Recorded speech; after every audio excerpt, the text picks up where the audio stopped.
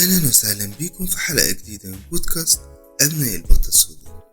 إيه أول حاجة بتيجي ببالك لما تسمع كلمة فوبيا؟ أكيد معظمنا هيفكر في الفوبيا التقليدية زي فوبيا الأماكن العالية أو فوبيا الحشرات، لكن الحقيقة الفوبيا مش بس كده. الفوبيا عالم كبير أوي، وكل نوع منه ممكن يقلب حياة أي بني آدم رأسا على عقب، لأنه بيمنعه من ممارسة حياته بشكل طبيعي. الأول لازم نعرف يعني إيه فوبيا.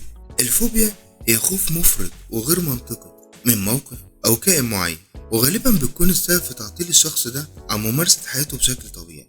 الفوبيا بتختلف تماما عن الخوف العادي، لأنها بتسيطر على الشخص لدرجة تمنعه من التفكير العقلاني، وده بيخليه يهرب من أي حاجة ليها علاقة باللي بيخاف منه، حتى لو كان الموقف ده في حد ذاته غير مؤذي خالص. من أشهر أنواع الفوبيا اللي كلنا عارفينها فوبيا المرتفعات مثلا. الناس اللي عندها الفوبيا دي ممكن قلبها يدق بسرعة كبيرة جدا وضغط دمها يعلى لمجرد انها بتبص من الشباك من دور عالي، او حتى بتتفرج على فيديو لحد بيتسلق جبل مثلا، او حد بيعمل جامبنج من طيارة او غيره. وطبعا ده بيمنعهم انهم يسافروا مثلا او يجربوا حاجات من النوع ده. في كمان فوبيا الحشرات، الخوف من الحشرات زي الصراصير، النمل، العناكب. انا فعلا عندي صحاب بيخافوا جدا من الصراصير. الموضوع ده مش مجرد خوف عادي، ده بيبقى هلع وخوف غير مبرر، حتى لو الحشرة مش مؤذية زي الفراشة مثلا. شوف قد ايه الوانها جميلة وشكلها لطيف، ولكن في ناس فعلا بتخاف منها. الشخص ده ممكن يتجنب اماكن معينة لمجرد انه فاكر ان فيها النوع ده من الحشرات. تلاقيه مثلا ما بيحبش يروح جناين، ما بيحبش يروح اي مكان فيه خضرة كتير عشان خايف من الحشرات اللي ممكن يقابلها. في كمان نوع من الفوبيا من تجربة اكلات جديدة. في نوع من الناس بيخاف يجرب اي حاجة مختلفة، او انه حتى يتذوق حاجة اول مرة يشوفها. ده بيخليهم دايما بياكلوا اكل معين بس، نمطيين جدا، مش بيتجرأوا يجربوا اي حاجة جديدة، وده بيمنعهم من الاستمتاع بمطاعم مختلفة او رحلات فيها اكلات جديدة.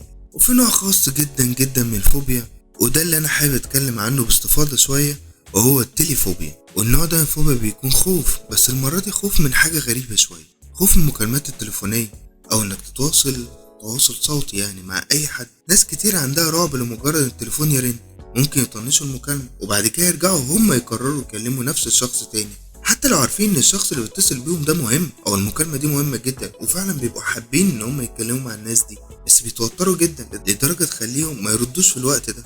التليفوبيا مش مجرد كسل او ملل من الرد على المكالمات، لا ده خوف حقيقي من فكرة التواصل الصوتي، لدرجة ان الشخص بيحس بتوتر، عرق، رعشة. طبعا مش كل الناس بتحس بكده، بس في ناس كتير قوي بتتوتر مجرد بس ان التليفون بيرن، وده بيجي نتيجة من قلة التواصل المباشر مع ظهور الشاتنج، الرسائل النصية. الموضوع بقى سهل كتير من انك تمسك التليفون وتتكلم. الكتابة بتديك وقت تفكر وتراجع وتعدل، لكن المكالمة مش بتديك الفرصة دي نهائي، وده بيخلي ناس كتير جدا تحس انها مش هتعرف تتكلم او هتقول كل حاجة او توصل مشاعرها بشكل كويس. ناس كتير بتقلق من حكم الاخرين عليها وبتخاف انها تتكلم او صوتها يتهز او تتلخبط في الكلام. ده بيخليهم دايما يهربوا من اي حاجة فيها تواصل صوتي، حتى لو كان الرد بسيط، ازيك، عامل ايه، اخبارك ايه. وفي ناس كمان بتحس بالاجبار، هو انا مطلوب مني ارد في الوقت ده؟ طب ما انا مش مهيأ دلوقتي اللي انا ارد، والله يا جماعة اعمل ايه. على فكرة التليفوبيا دي ممكن تأثر على حياة اي حد، وتأثر على علاقته بالناس كلها اللي حواليه. وبالمناسبة انا عندي المشكلة دي. التليفوبيا بتأثر بشكل كبير على حياة أي شخص عنده المشكلة دي. تخيل إنك تبقى خايف من إنك ترد على مكالمة شغلك، أو حد عايز يقولك خبر كويس، أو حد من قرايبك بيحاول يطمن عليك، وده بيعمل عزل اجتماعي وبيخلي الشخص يحس دايما إنه مش قادر يتواصل مع الناس، وده بيأثر على حالته النفسية وعلاقته. اسألوني أنا. معنينا. إزاي بقى نتعامل مع التليفوبيا؟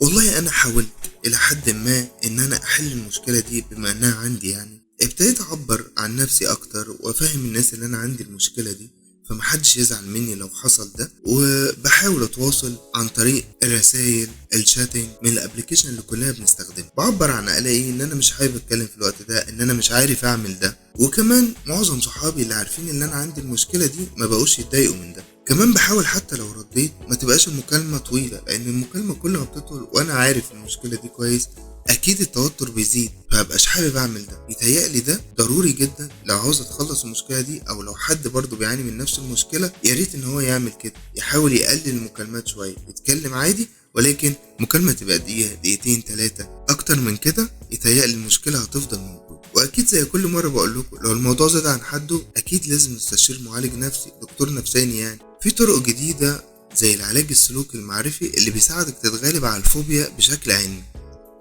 الفوبيا بأشكالها المختلفة ممكن تبان حاجة بسيطة جدا، لكن تأثيرها على الحياة كبير جدا. من الخوف من المرتفعات لحد التليفوبيا. الفوبيا بتسلب من الناس راحتها وبتخلي الشخص دايما محاصر في دايرة ضيقة جدا.